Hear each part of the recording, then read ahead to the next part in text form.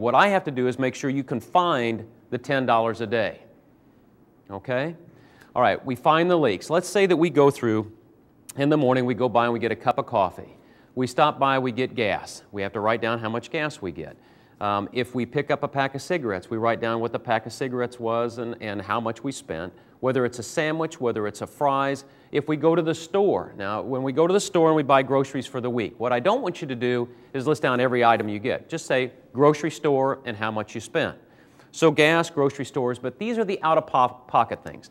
If you pay for your groceries with a credit card, that doesn't count for this listing. What I'm trying to look for are the things that you do every day that can erode your paycheck. Okay? Budgeting does not work. Finding where the money is and redirecting it does work. All right, so you do this for 3 days. First of all, your eyes are going to be open. When I teach this, so many times people say the first thing that I discovered is that I'm eating too much. Well, okay. So you get a diet and you get a fat wallet, the two to come together, that's not so bad. What we want to do is find where that money is and then redirect it. All right, now let's assume you go through this exercise for 3 days. And you see all the things, and the next, about the third day, you're brushing your teeth and you're looking yourself in the mirror and you're saying, boy, am I a knucklehead. I don't need this, and I don't need this, and I don't need this. That's the aha that I want you to get. That's the takeaway. Whenever you go to meetings, they say, well, what did you bring back? The thing that I want you to bring back is that every one of us wastes money. I know that I waste money. I know that where I can plug the hole if I want to, or I know what I can do with it. I choose to do certain things that allow me to enjoy the lifestyle that I want, but it's a conscious choice. In the beginning, I will tell you that I was a plumber. I was a plumber's helper, which meant I ate peanut butter every day for I don't know how many. In the wintertime, I got to get bologna because bologna would stay cold in the lunchbox.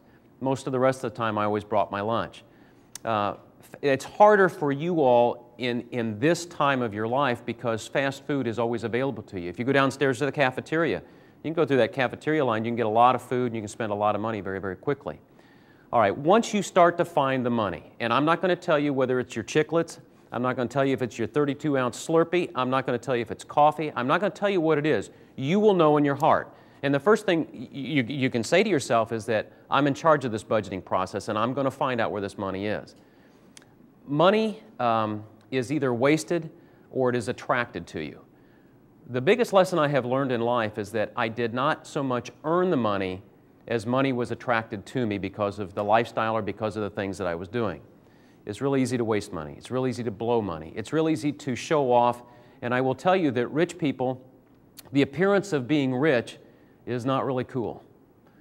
I can tell you in my office, I have people that come in that look like they just fell off the turnip truck. And they are fabulously wealthy, and I'm talking multimillionaires. They look like an unmade bed, and you would pass them on the street and you'd say, oh my gosh, what a bum. It's a rich bum. And then I will also tell you that I have people that come into my office that are dressed impeccably. $1,000 suits, $400 pair of shoes, expensive jewelry, and they don't have a bucket to spit in. So if you can acquire the taste of simplicity, you will do very, very well in life. Does anybody know what the #1 car is that's driven by millionaire Americans? Ever heard this? It's a Ford F-150 truck. That's the #1 vehicle driven by millionaires. Does anybody know the typical house that a millionaire lives in? It's a 3-bedroom brick ranch.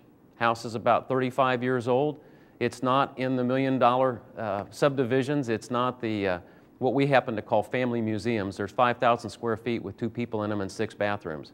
I don't even want to clean that many bathrooms. I don't know why anybody would want a house that big. But the point is that the ostentatiousness of wealth that we all dream of is not where the wealth is.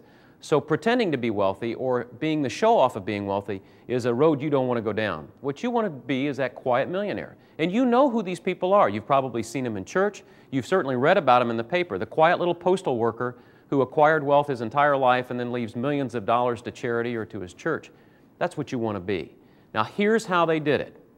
Once they found the leak in the bucket, once they found where the money was going, how it was getting away from them, then they redirected it.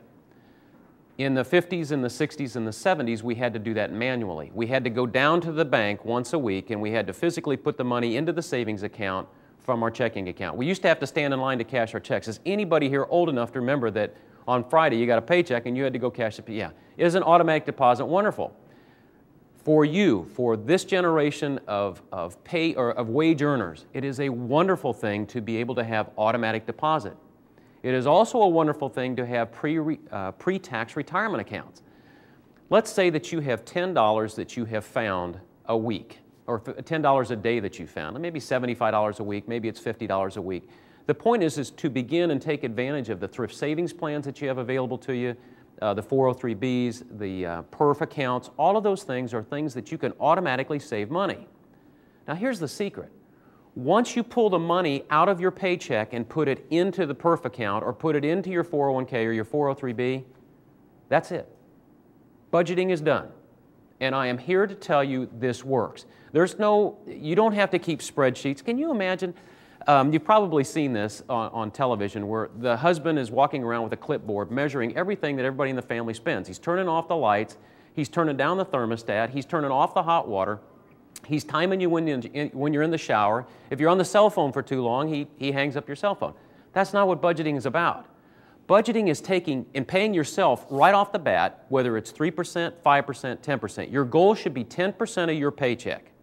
If you get paid $800, you should be putting $80 of that into some wealth building. You are saving for yourself. You are paying yourself first. Now you're going to put that into a retirement account. When that ends up in the retirement account, I will teach you how to save it or how to invest it once it gets to that. That's my job. My job as an investment advisor is to make money grow. But it doesn't do me any good to tell people how to make money if they don't have money. So I'm going to teach you how to make the money grow. Pull it off the top and pay yourself first.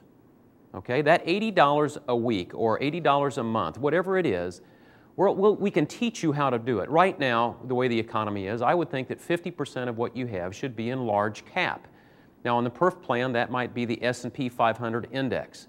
I would think that about 20% should be in small cap, maybe 20% in long-term bonds, and 20% in international. I will explain that the international, normally I would not have quite that much, but since the dollar is a little bit challenged right now, this is a nice hedge for the dollar falling if we have too much inflation. So that's a real simple formula. Now, that doesn't mean that that's perfect for you, but in the beginning, no matter what type of saver you are, that's a good allocation. 40% in the S&P 500 index, 20% in small cap, bonds, and international. All right? Then you just forget it. I mean, literally forget it. Let it grow. You don't have to worry about anything else. As this money starts to grow, you're going to start to get a little bit of an air of confidence because for the first time in your life, or maybe for the first time in your concentrated adult life, you're putting aside for the future. My recommendation to everybody is do not depend on the government to take care of you in your old age. Do not depend on Social Security. Many people retire on Social Security thinking that it is enough. It maybe will take care of 30% of your needs. I have people that I help who have maybe $10,000 in assets. They are 75 years old, and their total income per month is $900 per month. Those are some tough cases. But I will also tell you that those can be some of the happiest people in the world. Money does not make you happy. I can tell you thousands of stories about miserable rich people. Miserable rich people. Their spirits are hollow. They're empty. They have wealth and they have nothing else. Then I can tell you tons of people who by our standards we would consider them poor, $900 a month. Could you do that with rent and everything else? That's pretty slim pickings. But yet you can make all of that happen if you learn to live simply. This woman that I happen to be talking about has $9,800 to her name. She lives very, very simply. She lives very, very happy. And one of her biggest concerns was that she might have to loan her son money because her son had gotten himself into debt problems. Of course, I yelled at her and said, would you let that boy, sink or swim on his own? You take care of yourself. One of the best things you can do is take care of yourself. That is our dream as human beings, is we do not want to be dependent on other people. We want to be able to make our own way. We want to be able to be good at what we do. All right, how do you do that? Wealth is not inherited, I will tell you. The majority of wealth that is inherited is lost in one generation. You've heard the stories about the lottery winners. The lottery winners, all of a sudden, they wake up and they're bajillionaires. And within a very short period of time, you've heard those stories, that money's all gone. Most money, most wealth is saved. That's where it comes from. And it begins just as I am teaching you. Little